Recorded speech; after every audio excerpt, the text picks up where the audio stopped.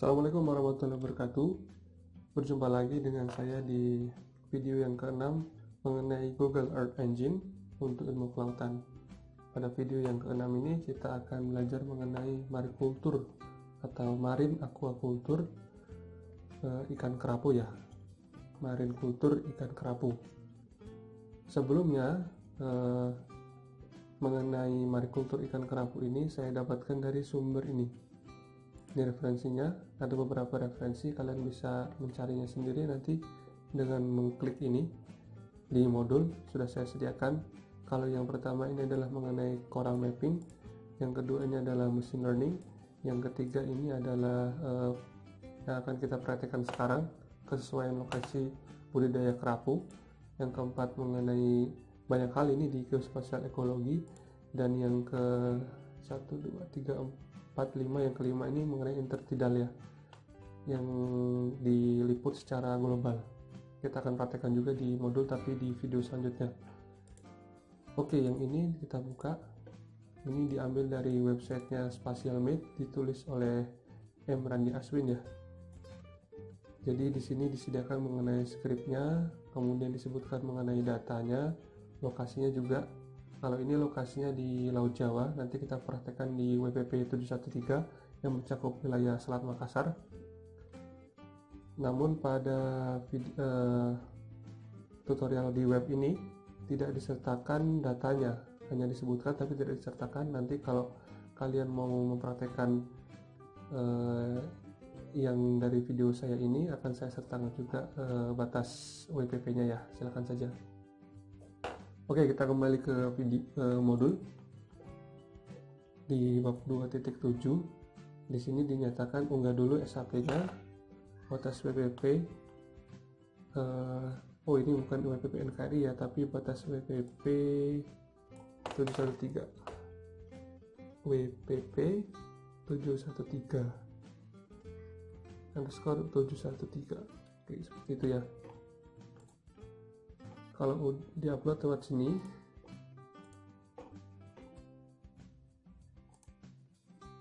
nah ini DWF, PRG, SPN, SHP, dan SHX. Open, kasih nama, kemudian diupload.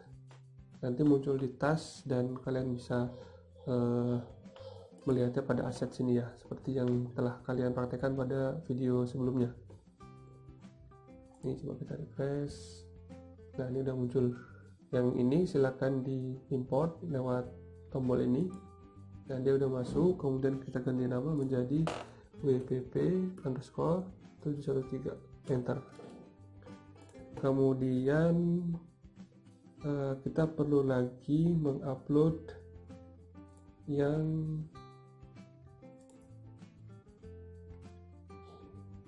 bagian ini, marikultur ikan kerapu ya. Nah ini kita etopo 1, kita cari dam etopo 1. Etopo 1 ini adalah dam yang meliput wilayah laut. Pada video yang sebelumnya kalian telah mempelajarinya juga. Kita kasih nama etopo 1 atau etopo saja ya, etopo.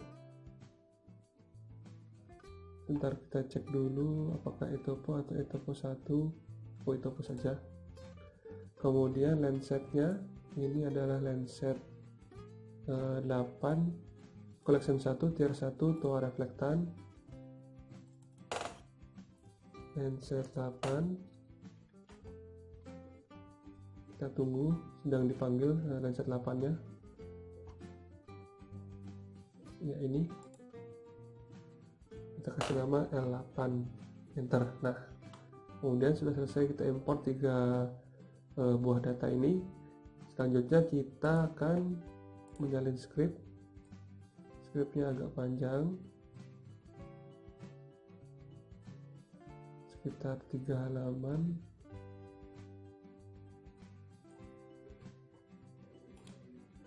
Ya, kita salin, paste di sini. Kemudian coba kita running ya.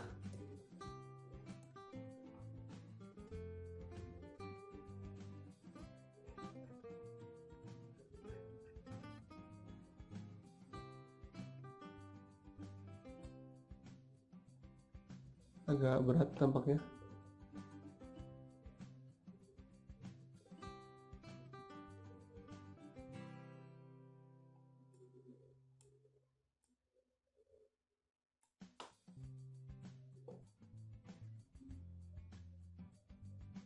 Nah, ini sudah mulai muncul. Barangkali di komputer atau laptop teman-teman lebih cepat, karena ini sangat bergantung sekali pada kecepatan internet ya. Kalau udah jalan, nanti kita akan salin script yang dari poin ke-6 untuk menampilkan legendanya. Nah, kita mulai saja dulu untuk menyalinnya. Nanti tinggal di paste, salin. Nah, nanti hasilnya seperti ini ya. Ini hasil olahan citra di laut, dan ini hasil layoutnya. Nah, ini udah jadi. Kemudian tepat di bawah sini kita enter 2 kali, kemudian kita paste dan kita run. Nah, ini udah jadi ya. Nah, seperti itu. Kalau mau lihat dengan tampilan lebih besar, tinggal diklik saja ini pojok kanan atas, ada tampilan toggle full screen view. Nah, seperti ini. Jadi area-area yang berwarna hijau itu melambangkan area yang sangat cocok sekali untuk dijadikan lokasi budidaya ikan kerapu. Yang warna kuning sesuai, yang warna oranye cukup sesuai, dan yang merah tidak sesuai. Ini sangat bergantung sekali kepada data yang kita pakai ya, yaitu data eTopo dan data Landsat 8, terutama ini yang filter date-nya dari tahun 2015 sampai 2020. Apabila teman-teman ganti ini tanggalnya, boleh jadi dia akan berubah lokasi kesesuaiannya. Seperti itu. Nah, penjelasan sedikit mengenai kodenya. Jadi di sini ada pemilihan citra, kemudian ada juga masking, kemudian ada juga ini pemilihan bathymetry.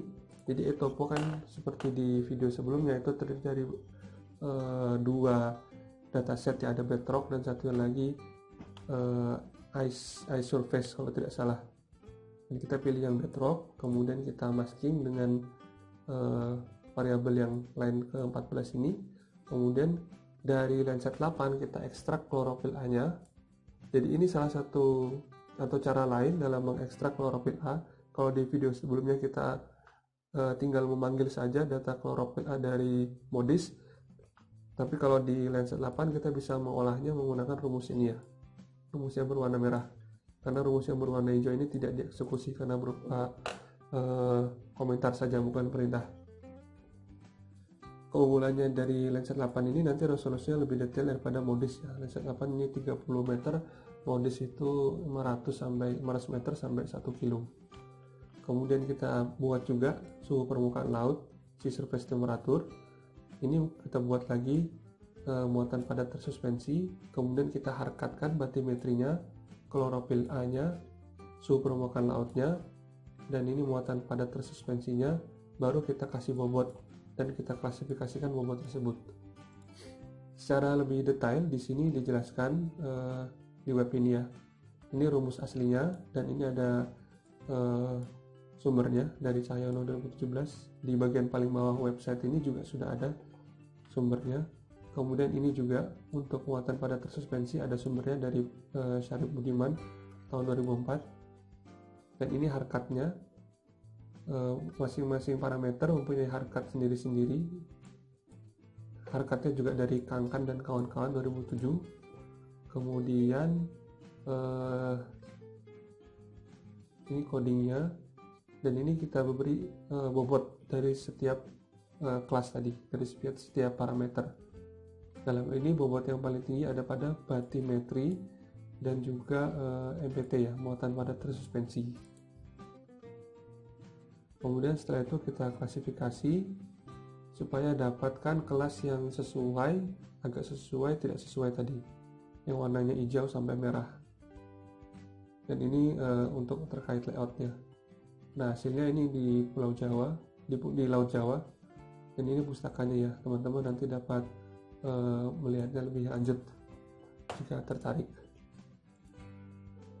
Seperti itu, dan ini teman-teman bisa ganti, misalnya dengan mengganti area WPP, maka nanti akan jadi tampilan yang berbeda pula. Ini WPP 713, sementara banyak sekali WPP yang ada di Indonesia ya.